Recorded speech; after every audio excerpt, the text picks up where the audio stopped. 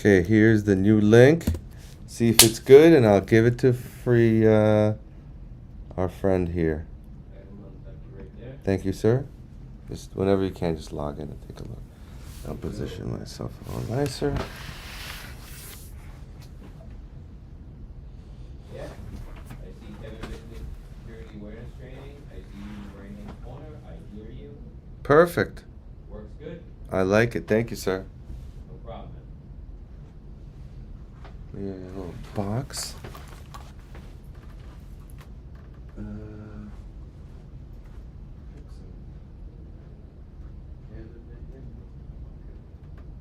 Well, he did. Now he's helping her. Yeah.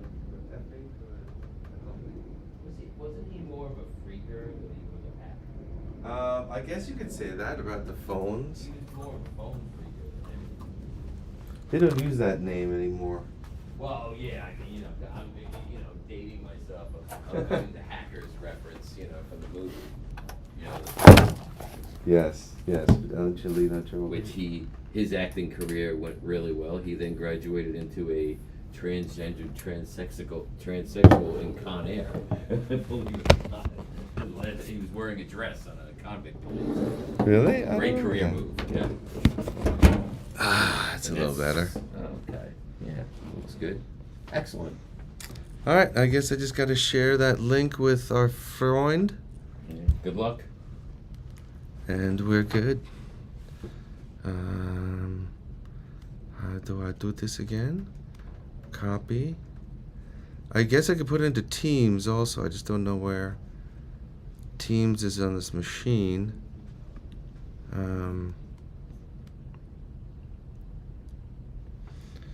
How do I insert that link into this calendar entry? Would be fucking awesome to figure out.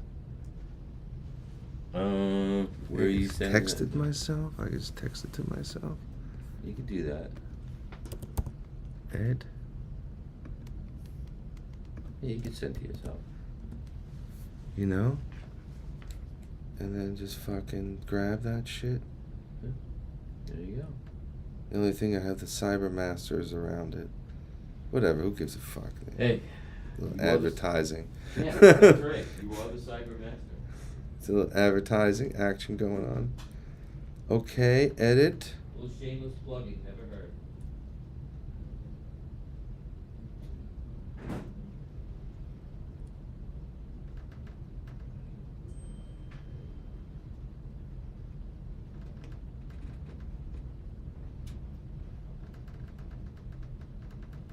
Excellent. I put it right in there. All right, let's see what happens, and we're good to go. Let's get back to OBS, and we'll start there. And maybe we'll put in a little bit of this kind of thing.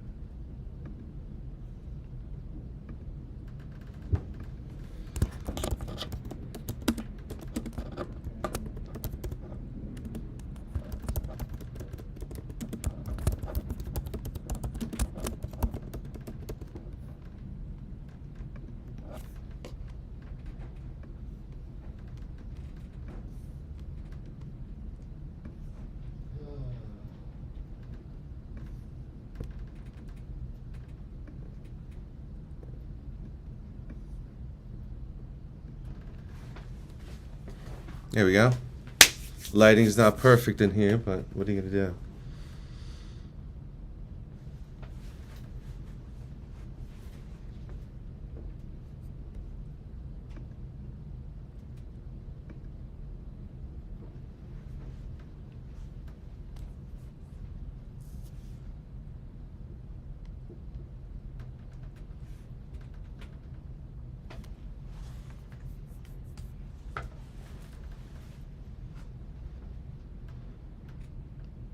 Check, check, check.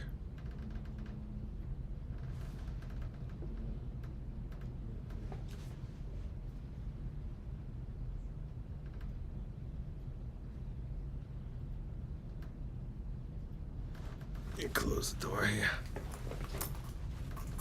You guys check in on me once in a while, make sure the mic's working and the audio. I'll be 1 hour.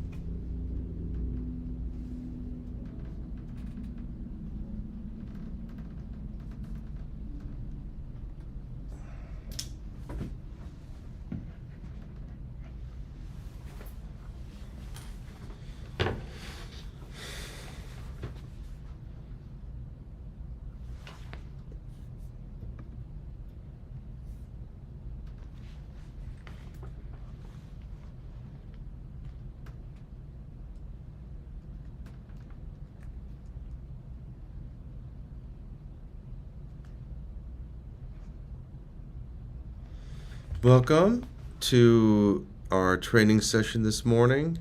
It's 11 a.m.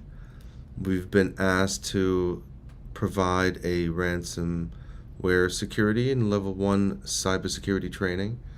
I've been doing this my whole life. We are in the height of cybersecurity, just waiting for some folks to log in. We'll start in about 5-10 minutes. I'm going to speak for a few minutes, and then we're going to run this training session. There's two 15-minute cybersecurity awareness training sessions, and then we're going to talk about it for a few moments, possibly answer some questions. I would recommend that we can use the chat to post your questions, and I'll talk about it for a few minutes. Try not to bore you with this and keep it down to about an hour. These trainings have become extremely boring and ineffective. The company that has provided the training today is KnowBe4. We've sort of standardized on a platform that does cybersecurity awareness training simply because the threats like change every couple of weeks or every month or two. All of a sudden there'll be a war that breaks out, and then there'll be scam emails about money to donate and volunteer for the war. there'll be a breakout of some kind that comes out, and there'll be fake emails about that. So the core training today has sort of upgraded to continuous sample attacks. So the KnowBe4 platform is really known to sort of give ongoing attacks. So it creates this awareness over time. No matter what incident happens out there or personal interests, it'll try to fake us out on a day-to-day basis, keeping us aware of the threat that's happening. There is excessive forces overseas in multiple countries that are creating this kind of havoc. I do my own study around it. I've noticed that there is a group out of India, a region called Calcutta. Sector 5 has been a real extreme point of social media engineering, where people in data centers that get paid a lot of money sit around and call all of us and send us emails and pretend to be someone else, and pretty much ruthlessly attempt to steal our data, our information, collect the data, and then create a bigger attack later. We'll start here in a couple of minutes. I'm hoping that everyone can log in. Let me just send James also another copy of this link so he can share it with all of his staff. You guys can email me and text me with anything. My email is here, right in the chat there. If you want to text me, I'll give you my text number. You can shoot me an SMS right there. All right, so let's see what happens with our little training session here today. I could talk on and really bore you guys to death of how unexciting cybersecurity can be, which is the problem for us, because it's certainly exciting for the thieves who are making quite a bit of money on this stuff. We calculated last year it was a $6.1 billion industry just in America here by itself. So what's happening is they do social media engineering, and they do these phishing campaigns, and over time they collect this data and then use it to attack you. It's quite sad, and it's quite effective. It's working. I just want to really reiterate, now that everyone's on, that this one-time training is not as effective or does not have the power of what a KnowBe4 platform can do. We have it turned on towards us. The KnowBe4 platform allows me to get daily emails. The guys here get daily emails about fake attacks that are happening, constantly reminding us of what's going on, right? There'll be something that happens in the news about a war, about a new strain of virus. All of a sudden there'll be these fake emails that come out, because the bad guys are using that information to try to fake us out so we can get their information from us as we fill out fake forms and whatnot. It's unbelievable it's actually working to the extent that it's working. We had a client recently where the secretary, or who was working for the owner on a construction company, received an email to put in $28,000 into a Wells Fargo account. The email had work order numbers, flow of data, knew a lot about the project. So she says, yeah, go ahead. So literally, the owner, Mike, was walking by her office and said, good morning. And she says, hey, I took care of the 28 grand to the Wells Fargo account. He goes, what the heck are you talking about? That wasn't me. Thankfully, it happened within like 30-40 minutes, and they were able to call and get the money blocked and stopped from happening. 90% of those things never end up getting blocked or stopped. You have maybe 10, 15 minutes, half hour tops to make a phone call and reverse that action. You know what I mean? So it's happening every day. Why did that happen? Some of the users were people who didn't care about personal security. Hackers over time got information on the owners, on head salespeople, and then planned a targeted attack. When we saw the attack vector, it was something construction.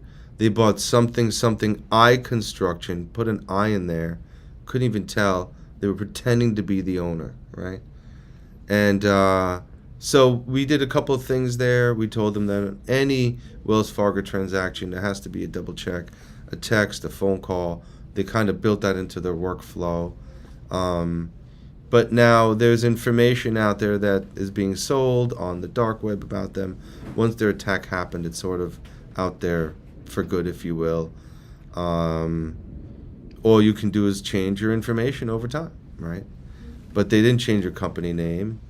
But there's that fake URL that existed during the attack just disappeared into thin air. There's no one to sue, nothing to do, you know.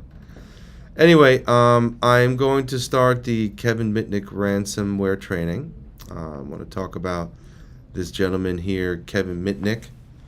Kevin Mitnick is the first hacker main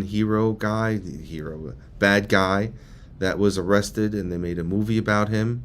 So when he was a young man, he had the ability of rerouting every 911 call in America back to somebody's home. And he decided to give it a shot. And basically, you were calling 911, it was being answered by some old lady in her, in some little town. Well, they came down on him, they thrashed him. He became wildly famous and owns this company among other companies. So we're going to go through a little bit of training. We'll stop. I have 2 or 3 trainings going on here. I thought this was really good to give you some live examples and whatnot. And we should be able to get some good information about kind of where we are with this stuff today. I believe that my voice is a little like just monotone. I wonder if you guys will be sleeping in the next 15, 20 minutes. Really, the only effective training I've seen is for me to attack your group on a regular basis with fake emails and then tell you, hey, these particular people get it, these don't. And if they do, KnowBe4 has made this movie called Insider Man on Amazon. So they take you to sections of Insider Man. You got to watch some videos, take some more quizzes, and sort of get on the bandwagon that way. All right. So let's start a 15-minute video right now. We often assume cybercrime only happens to someone else. Maybe we feel we just aren't important enough to be targeted. Or perhaps we believe the defenses IT has in place fully protect us. The reality of the situation is that it just isn't true. Cybercrime can happen to anyone, even you. Welcome to the 15-minute Kevin Mitnick Security Awareness Training. This module includes a demonstration from 2 experts in their fields. Kevin Mitnick is KnowBe4's Chief Hacking Officer. He is a world-renowned security consultant, public speaker, and author. And Phil Hendry is a famous improv voice actor and radio personality. He is known for his many characters and improv voice abilities in his recurring role on the CBS drama The Unit, and his multiple characters on the animated comedies Futurama, Rick and Morty, and King of the Hill. They will show you that recognizing the tricks and tactics hackers use is critical to staying safe. In this module, you'll learn how to identify the tactics cybercriminals use to trick you and gain access to your organization's resources, recognize some of the different types of cyber attacks, and take action to protect yourself and your organization against a cyber attack. Let's get started.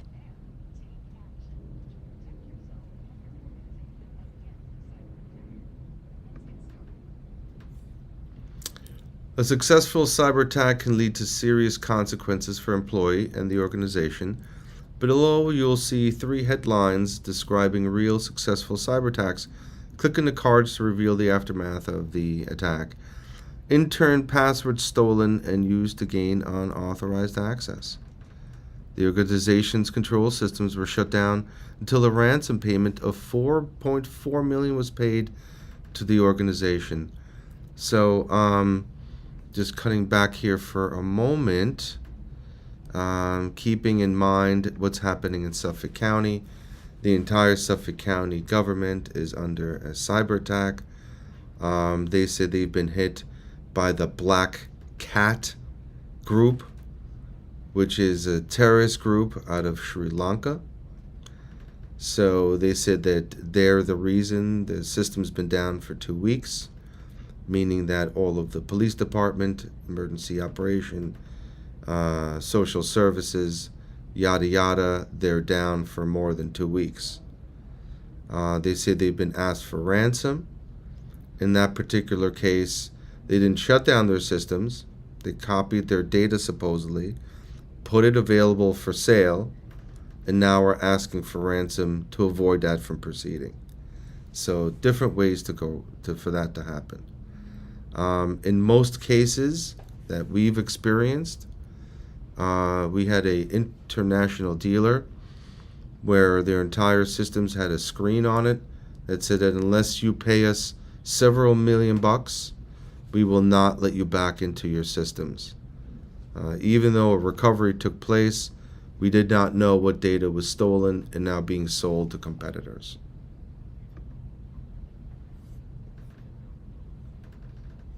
Okay, just give me a moment here to advance here to the next. We often assume cyber Lost that for a moment. One moment. and take action. We often assume cybercrime only happens to some. Okay, so there was the intern password stolen and used to gain unauthorized access. Intern password's really important because it's always the people that, oh, he's only here for a month or two. He's a temporary worker. You know, I'm not really sure if he's important. One of our attack vectors we saw was for a big warehouse in New Jersey, right? Oh, well, that was one of the warehouse guys, and he hasn't been here in a few months. It was left open, got right through. That's where the attack vector came through. Okay? Glasscloud-based fell to email scam. The employee was terminated and sued the company after failing to identify a fraudulent request and sending them more than $250,000 to cyber criminals. All right, so scams like this are happening regularly. All right, the employee was terminated and sued by the company of failing to identify a fraudulent request. So, in the case of my client there, like the other day, thank God she told the owner, I put $28,000 into the Wells Fargo account, and they resolved it. I would say yes, that in many cases the employees do get terminated. There is no guarantee you will not be terminated if you make a mistake like this. The bad guys have been watching every small business. If you see what's going on with the Microsoft attack a few months ago, these hackers make a big effort to get all of our data all together. So I think it's important to understand that there is no guarantee if an employee makes a mistake that employee will not only be terminated but sued to get the money. It's their personal responsibility. They've been through this training. They know they have to double check. They know there's a second method or verification before a transaction's done. You know, sky's the limit there on how the repelling action takes place. Singapore educator fell victim to tech support scam. Now, these are very, very common. Tech support scams. The hacker pretended to be a Microsoft employee to gain the victim's trust and then transferred $35,000 from her bank account. The current scams go like this. Oh, Microsoft owes you money. Let me give you a refund of $300. The hacker says the only way I can give you this refund is if I log into your machine and we together fill out the refund form. They proceed to do this action. The hacker has funny tricks to make it seem that you have received a lot much more than $350, and now you have to return money back to them. That scam has 75% of senior citizens who were hacked fell for that scam. The hacker is able to make it look like, oh, well, we were supposed to give you a $350 refund. We gave you a $3,500 refund. You owe us the difference. Send it to us. And by the millions, people who were senior fell for this. It was fairly disgusting, and couldn't believe at the attention those scams got. So the hackers will pretend to be Microsoft. They're going to pretend to be United Network Associates, IT people. They're going to pretend to be big vendors and talk to you in a way whether they owe you money or something like that. The big trigger point is that they all want to work with gift cards. The moment you see anybody telling you about gift cards, really, red flag there, right? Huge red flag there. Cybercriminals use certain strategies in the attempt to trick you. Understanding what they do can help you avoid these issues. Strategy numero uno. Social engineering is the art of manipulating, influencing, or deceiving you into taking some action that isn't in your own best interest or in the best interest of your organization.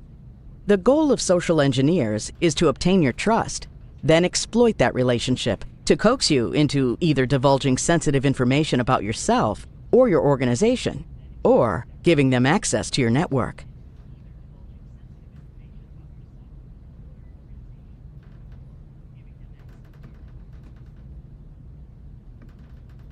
Malware stands for malicious software, an umbrella term for all the software out there that is being used by cybercriminals to spy on you and steal your information. Once your computer becomes infected, some malicious apps can log all of your keystrokes, including your username and password. Some apps take over your computer and can even allow the hacker to turn on your webcam and spy on you or listen to your conversations. Malware attacks often result in data breaches, where a bad actor breaks into an organization's network without their knowledge or consent. They steal data or information, which is then typically sold to other bad actors for a profit.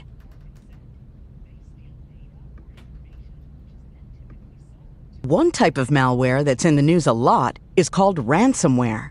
Ransomware scrambles the data in computer files, making them unreadable. These locked files are then held hostage by the cybercriminals until a ransom is paid. This type of malware can paralyze your organization by spreading to all of the devices and files across your organization's network. Hackers increase the pressure on an organization in a variety of ways. A few examples include threatening to increase the ransom amount if you do not pay quickly enough, threatening to sell the compromised data unless the ransom is paid. A ransomware attack can be devastating for an organization because of the loss of productivity, reputation, and large amounts of money needed to pay the ransom. Making sure you stop, look, and think before taking an action, like clicking on a link or opening an attachment, can potentially prevent this devastation from happening to your organization.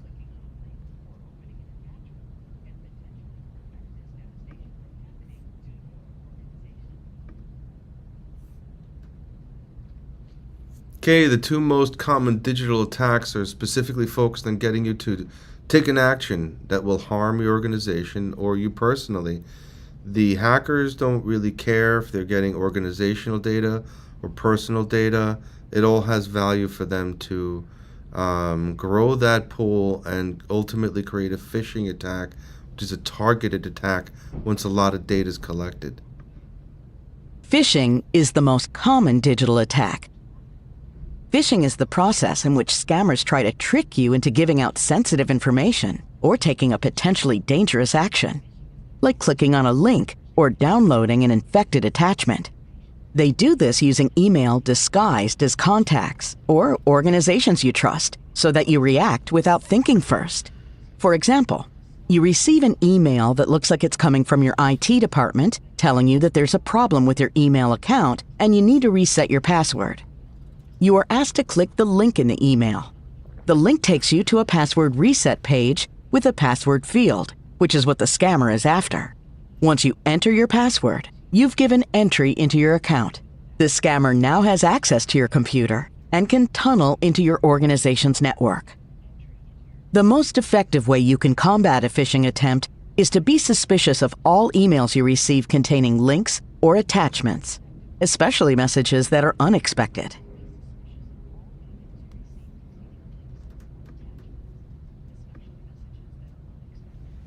Spear phishing is a small, focused attack via email on a particular person or organization. The goal is to penetrate your organization's defenses. In this attack, the criminals invest time researching a specific target using social media and other open sources of information. Armed with this information, they send you a personalized message designed to trick you into taking an action that will put your organization at risk. Spear phishing attacks can be convincing, but just like in any phishing attack, you must take an action for it to be effective. One very common form of spear phishing targets top management, typically people who interact with your organization's CEO. A hacker impersonates your CEO and emails you with instructions to do something that could harm the organization. This tactic is called CEO fraud and is growing in popularity. It can even happen via phone with a fake voice message.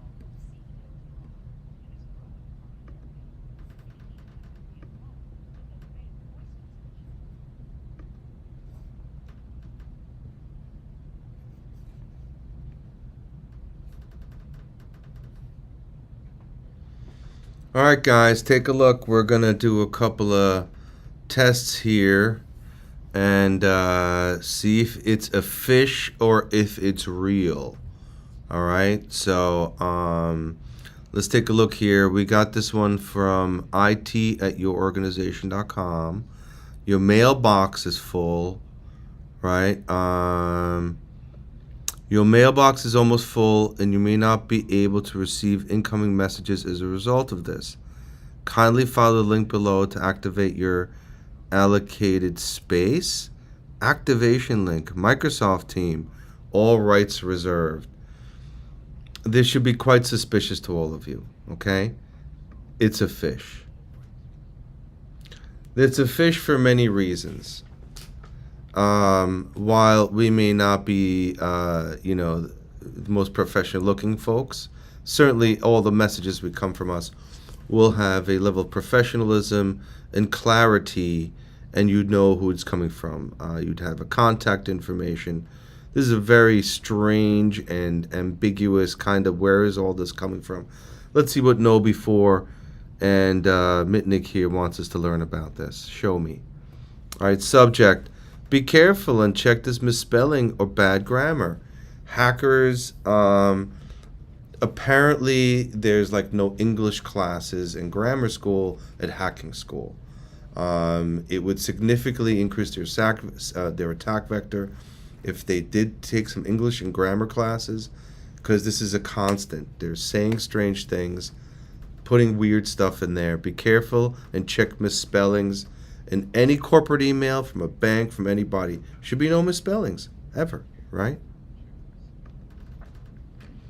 Mailbox is almost full. Notice that it's creating a series of urgencies and consequences. They're like, oh man, this is going to go bad. If the mailbox is full, you got to click on it now. An urgency comes from it. Very important. Pay attention to what the request is assuming to do. Is it a normal request, or is it something that's done maybe after hours? Or is done specifically with management involved? Maybe your mailbox is filled up for a different reason, or you're doing things that maybe you shouldn't. The attention is it's a not normal action. It's not being addressed to anybody. It should be suspicious for that. Why do they want me to do this, and what's happening? And you're not even experiencing problems on your computer, right? So always be suspicious of this included link here. You gotta browse over it. This is where they get you. They put stuff into that link where it takes you into a weird place, another scam area, or a place where they can literally rip the information from what they have in your browser. Okay? So let's see what else we got here. Not all cyber attacks start with an email, right? Check with your IT department or your organization's security policy for additional guidance on avoiding these kinds of attacks. If, for example, the coronavirus came around, and when that happened, there was a lot of bad emails, phishing emails that came around, about information of it, where to find things about vaccines, and much of it was a scam. All right, let's take a look at some of these videos. You receive a link to a website in an email, but how can you be sure that it is secure? Well, it all starts with understanding the individual parts of a Uniform Resource Locator, URL, commonly called a link. Let me show you. Let's use an actual KnowBe4 website as an example. https://blog.knowbe4.com/. HTTP stands for Hypertext Transfer Protocol. HTTP is a set of directions on how web page information is transferred across the internet. The S means there is a secure connection between your computer and the computer on the other end. Don't be fooled into thinking you are completely safe by going to a website that has HTTPS. If your connection is to a cybercriminal's computer, any information you send to it or software you install from it can compromise you and your organization. Blog. Is the subdomain in this example. A subdomain is like a function or a department within that organization's site. If the domain checks out, this will likely be safe too. KnowBe4.com is the domain and the organization's virtual address. It is important that the domain is spelled correctly without any special characters. Otherwise, it will take you to a completely different and potentially malicious website. Referencing the same link, notice it is separated by a period. Hackers will often use slight variations of trusted sites, such as replacing the period with a hyphen, to trick you into thinking you are safe to visit them. Now that we've gone over the components of a link, there are two things to note.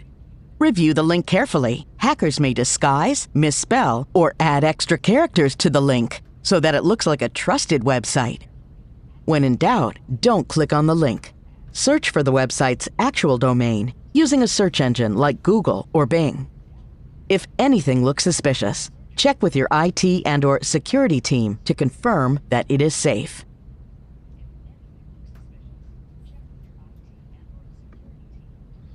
So people call us regularly and they say, hey, is this safe? Is that not safe?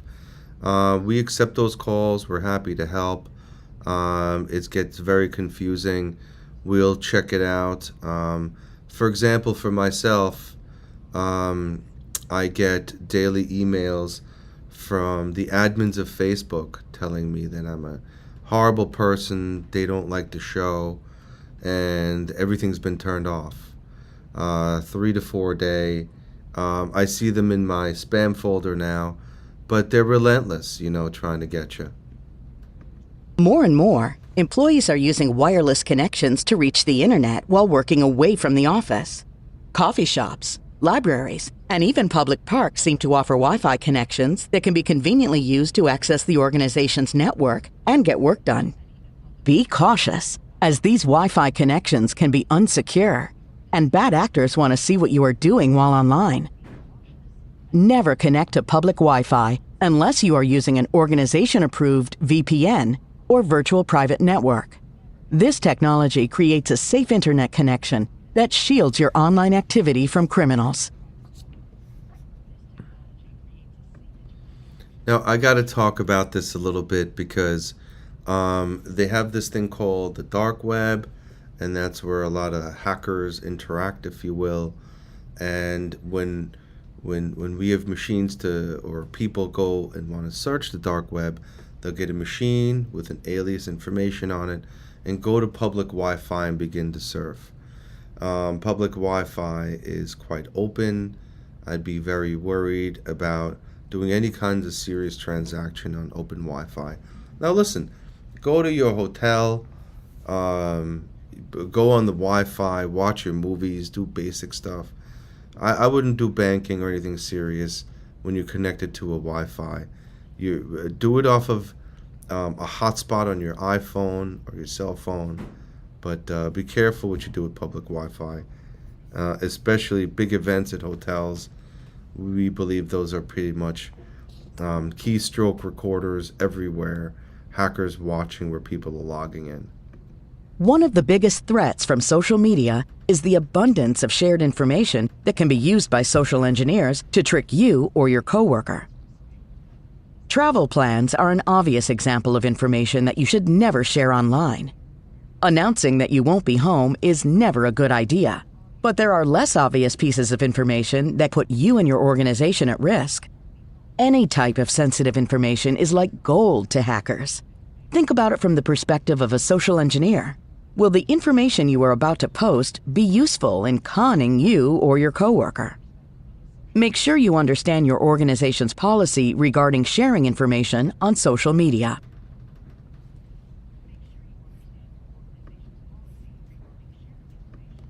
Another effective trick that criminals use is to create a profile with a bunch of real or fake connections that all look very convincing.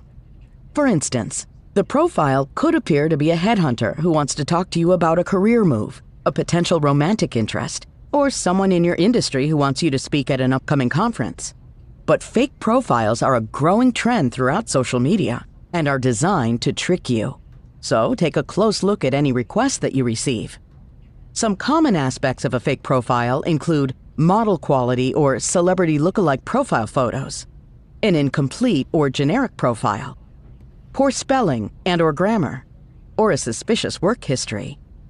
Fake profiles will often lead you on for a while and then send you a link to click on in the message that seems to make sense in the context of the conversation. But this link leads to a site that is able to infect your device with malware. Now the hacker can begin to tunnel into your organization's network.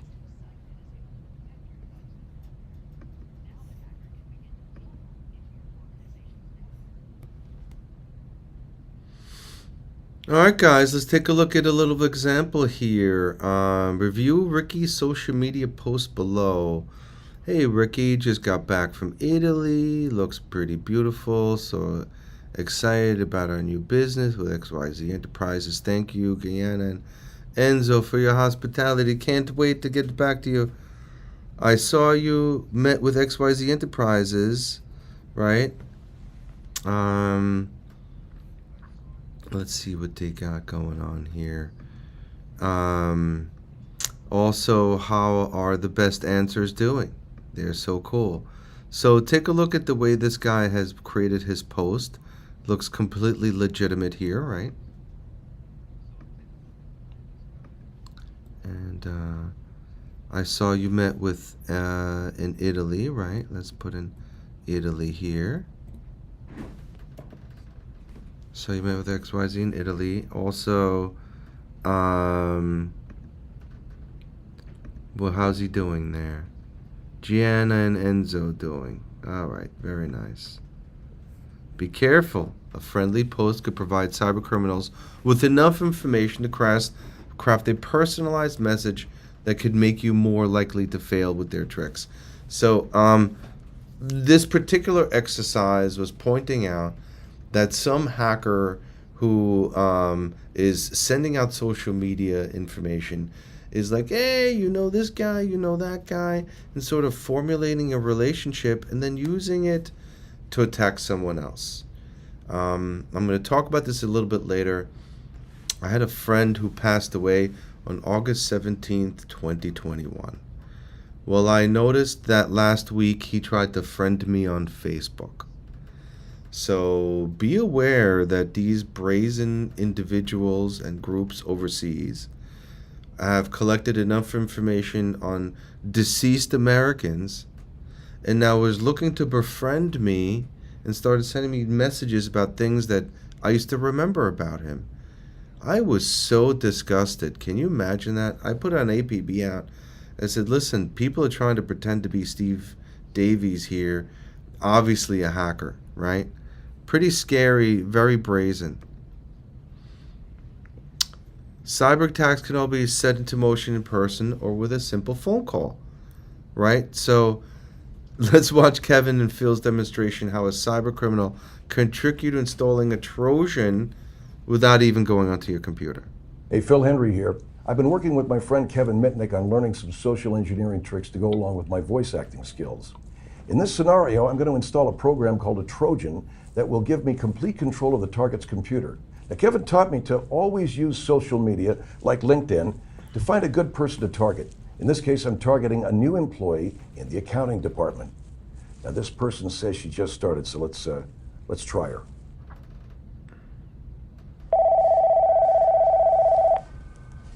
Hello, this is Maria. I know before. Oh, hi Maria. This is Jeff in HR department. How you doing today? I'm hanging in there, I guess. What can I do for you? Well, I'll tell you. Are you in Philadelphia? Yes. Right. Well, Maria, it looks like we can't seem to find, or we've misplaced your Pennsylvania tax withholding form. That's weird. I know I've completed it.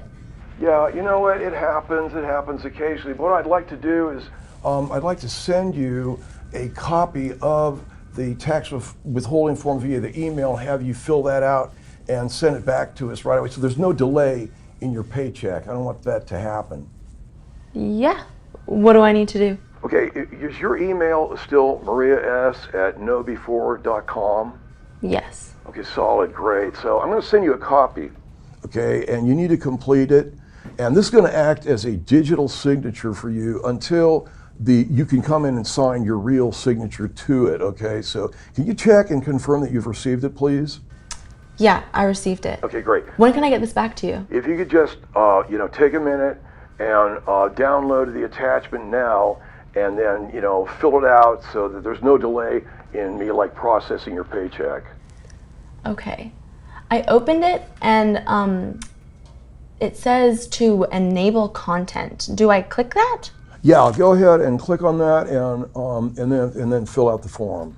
Okay, I have to say, this all seems just a little bit weird. I think I should check with my manager before I do this. Well, I mean, I understand how you feel, and I'm new at this myself. I might be getting a couple things wrong. If I could, what I'd like to do is bring on my mentor from HR, and he can sort of walk us through it and verify it, if that's okay. Okay, I guess. Yeah, just take a second. Just take a second. This is Chris Norton. Yeah, hey Chris, it's Jeff in HR, and I have on the line Maria. Hey, how can I help? Well, seems that she misplaced her tax withholding form, so I wanted to email a copy to her, and she just wants to verify the process because it seems a little, off to her. Maria, did you get the attachment in the email? Yes. Okay. Well, how can I help? I'm sorry, it seemed a little bit odd that I had to enable the content in the document. I was just a little bit worried. That's totally understandable. I mean, I'm sorry. It's a good instinct, Maria. Just trying to make sure that there was no delay in you getting your paycheck. This actually happens a lot more than you might think. Okay. I went ahead and I clicked enable content. I'll go ahead and get this to you. Hey, whoa. I'm so sorry, everybody. I just found Maria's file or digital file it was misplaced in our system. So I found it. Looks like we've got no problem at all. Looks like everything's cleared up. Oh man, I feel really dumb that I wasted everybody's time here. I gotta apologize, No worries. I'm just glad you were able to find it. Well, I mean, thank you both. Have a great day, everybody. Sure, okay, man. So what just happened there is Maria was tricked into enabling content in a file sent from outside her organization. This allowed the installation of a Trojan using what we call a macro. And a macro is a set of computer instructions that could be embedded in an Office document such as Word. Not everyone has the skill and flair to do it using multiple characters like Phil Henry just did, but this is a common tactic used to gain your trust and access to your computer and network. Once the Trojan's installed, they could steal any files off the computer, monitor the user's keystroke, or spy on anything that Maria says or does. So you need to stop, look, and think before you take any action, especially enabling content on a file received in an email or downloaded from the internet.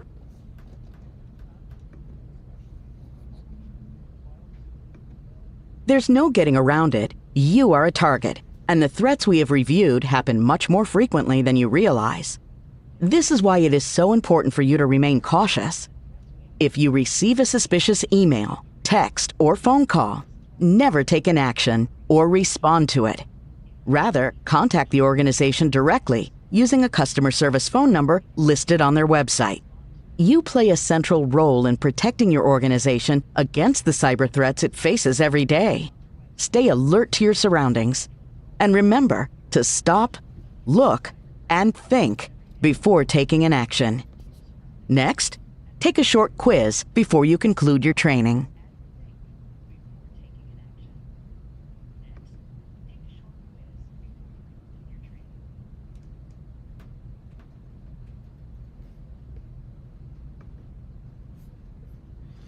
You receive an email from HR urgently asking you to fill out a survey about an upcoming holiday party. The link you can see looks legitimate. What action should you take? Number 1, review the actual link carefully, looking for misspellings and extra characters. Number 2, forward the message to a coworker and ask them to check it out. Number 3, review only the visible link in the message. It looks good. Click on the link, or actually click on the link and join the party. I think we've gained knowledge from this training that we want to review the actual link carefully, looking for misspellings and extra characters, especially because it's not a regular thing, right? Once a year holiday party. All right. Who does cybercrime happen to? Happens to everyone. Happens to people in IT like me. Happens to high-level positions. Only happens to large organizations? Well, definitely not. It's affecting everyone. We had a case with someone in another state. He was a doctor. Someone pretending to be PayPal logged onto his computer, blanked out his screen, and took $400,000 out of these accounts. This is not going to poor people. It's going to everyone, okay? It's duping everyone. Which of these statements indicates good security awareness? An email arrives from payroll urgently requesting some personal information to update your records. You provide it right away because you want to make sure to get paid. Number 2, an email arrives from your boss after hours saying that it's an emergency and she'll need to return network password. You provide it. The third option is an email arrives from a client with a different reply to email address. They ask you to resend the contact information. An email arrives that looks like it came from someone you know with a link to a website, right? Which of these type of things is a good practice, you know? It makes you aware of security awareness. An email arrives from payroll urgently requesting some personal information. You provide it right away? No. You click on the link because it's from your friend? No. You verify the number, right? To make sure it's coming from the person you make sure it's coming from. So, phone verification is a story I started with earlier with my Wells Fargo example. It's really important for financial transactions as well to build a second item into your workflow, a phone call, a text, some way before money is transferred to absolutely validate that transaction. Sally from IT calls, we don't have any women up here yet, but Sally from IT calls on the phone. She says your account was taken over and urgently needs you to click on a website to reset the password, right? First option is not take any action. Follow operational policies for reporting suspicious activities. Number 2, you can ask Sally to send an email with the link you know if it's a legitimate request. Or use the link she provided to reset your password. You don't want to get in any trouble. Or ask Sally if her boss can get on the line with you to verify the request is legitimate. I like that one, right? That's a good one to validate that legitimacy. Look at that. It's not the right answer. And we'll explain to you why. You receive a friend request on social media platform. What are some of the common aspects of a fake profile you should be checking for? One of the options is model qualified profile pictures, poor spelling or grammar, suspicious work history, or incomplete and generic profiles. I would say all of these qualify for a suspicious account. Too good to be true, guys, right? So take a look. I guess it won't let me go back to that question. I wanted to make a point that there are a number of good practices in your operation of how you should act and how you should interact with. I'd rather be overcautious than less cautious. If there's any email that's suspicious, you could flag it in your email.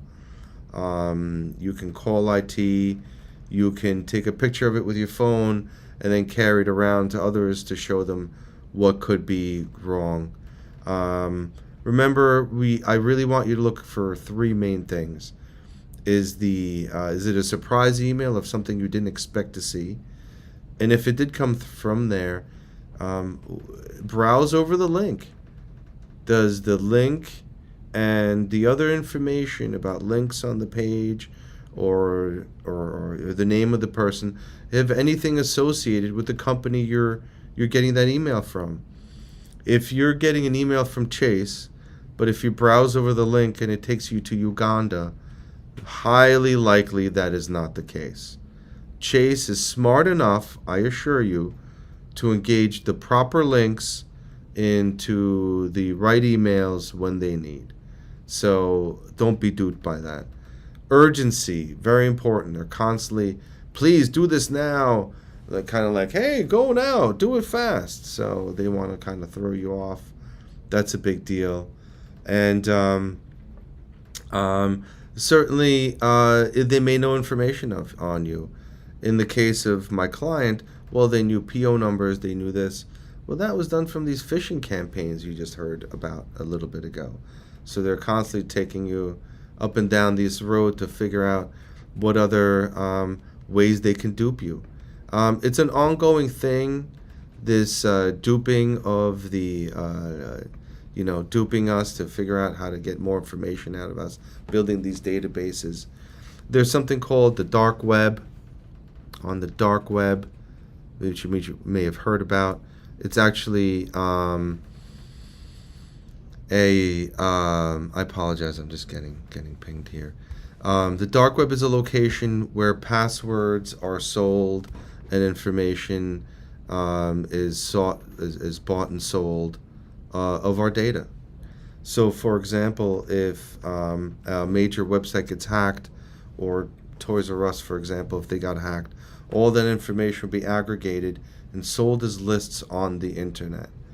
The people who want to access that use a browser called Tor, T-O-R.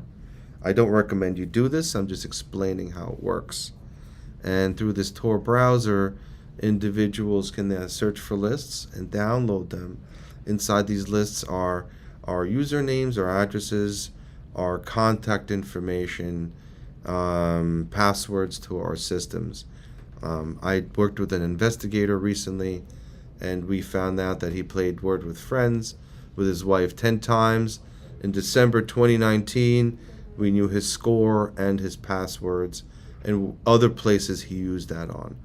So investigators, data investigators have ways to buy lists and validate that that's being hacked. It's pretty scary. Multi-factor authentication is the only thing that can overcome a stolen access system. Multi-factor authentication isn't the be-all, end-all, but certainly if you're at a party or you're at home and you're getting pinged that somebody is trying to access your email and looking for a code, likely it's been compromised and you should start changing those passwords, as well as the username. Our recommendation is not only to have a unique password, but a unique username on every single website. Whether you're doing personal stuff or stuff at the office, you should be using a password manager. That password manager will keep hundreds, thousands of unique usernames and passwords all in one place. We like to use the 1Password system. You've heard us talk about that a lot. It allows you to do all of that, as well as keep multi-factor authentication codes right inside of that system where possible. New Security allows you to do multi-factor authentication through an app. So that app scans a QR code inside of the inside of the password application. So then you have your username, password, and multi-factor authentication all in one spot there together. Makes it really nice. I would venture to say, if you're not using a password manager today, I can't imagine how you're living or operating. We don't want you to keep passwords on a spreadsheet, because that can be hacked and stolen, so you definitely don't want to do that. You don't want to keep your passwords on pieces of paper in your drawer. You don't want to do that, because you want to change those passwords every 3 to 6 months everywhere. And you don't want to keep it on the spreadsheet under lock and key. It's very hard to manipulate and keep updated on a regular basis.